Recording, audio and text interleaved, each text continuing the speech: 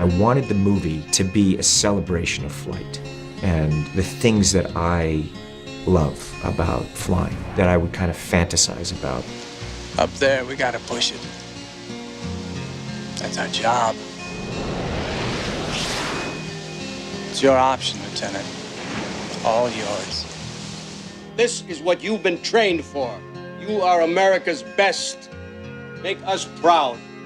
Well, you know, Tom was starting out in his career, even though he'd done a few movies, and I think he was looking to make a mark. Not only am I just a good-looking guy, but I really know how to do what it takes to tell a good story and create a good character. He really cares about the movie, cares about the plot of the movie, cares about how his character arc is, cares about other people's character arcs.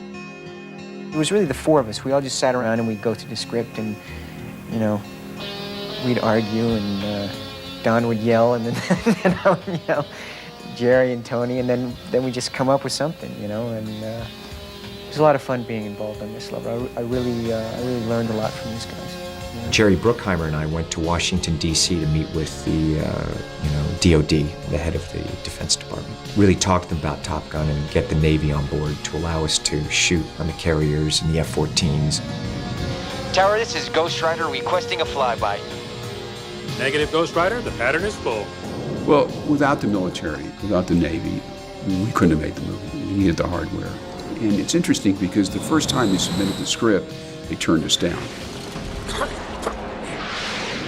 Goddamn son of a bitch. They were afraid of the language. They were afraid of a lot of other things. You know, you can't hurt your career if you turn something down. So we had an advisor, a lobbyist in Washington, and he set us up with the Secretary of the Navy, John Lehman at the time. And John had read the script and said, this is really going to be good for us. Because he understood the publicity that this could bring. Now, the people below him didn't believe in it, but John understood the value of what this could do. And it was like a recruitment video for them. There were long lines volunteering for the military because of Top Gun. We split the picture in sections. We had a section that was a carrier section where we spent 4 days on the carrier. Then we had 5 weeks to do the entire ground story. Then we had to do the air story. A lot of the actors weren't involved in that part. That was just Tony and the Navy and our cinematographers doing it.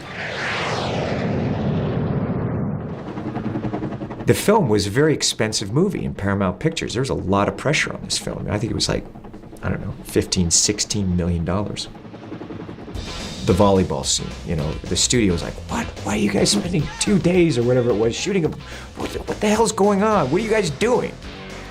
I went off and I was playing paintball, a bunch of friends up in the hills early on. And there was Anthony Edwards, you know, and Anthony Edwards was there, and I was like, I called Simpson Bruckheimer. I said, this guy is Goose. We have got to get Anthony Edwards in this movie. His warmth and charm, you just loved Goose.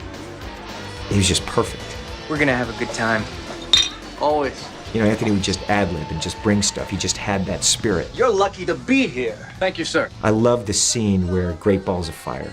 You know, he could just drive a scene like that and just imbue it with such warmth. Goose, you're being scared! That's me, honey. Take me to bed or lose me forever. Show me the way home. And then I remember when Meg came on, we looked at her test. She was just a light bulb. You know, she just burst in the room, and that smile and glow.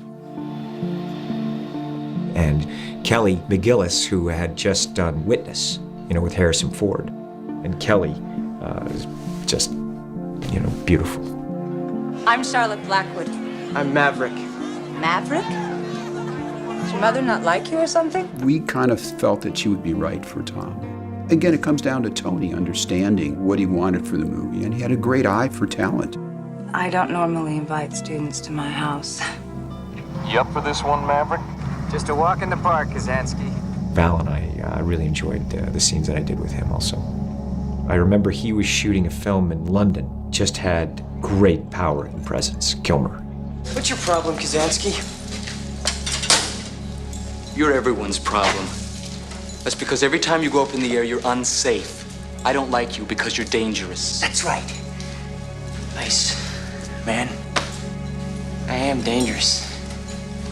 It was written Iceman, And I couldn't think about anyone but Kilmer in that role. I was like, yeah, I hope he does it. And they cast Rick Rossovich great with him also. Tom Skerritt. The elite. Every element just came in beautifully. Roger, I've got radar contact.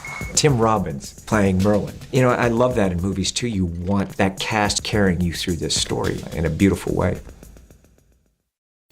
Did you know that Tom Cruise has played members of every branch of the United States military except the Air Force? He was a naval aviator in Top Gun from 1986, a member of the Marine Corps in Born on the 4th of July from 1989, a lawyer for the Navy in A Few Good Men from 1992, and a member of the Army in The Edge of Tomorrow from 2014.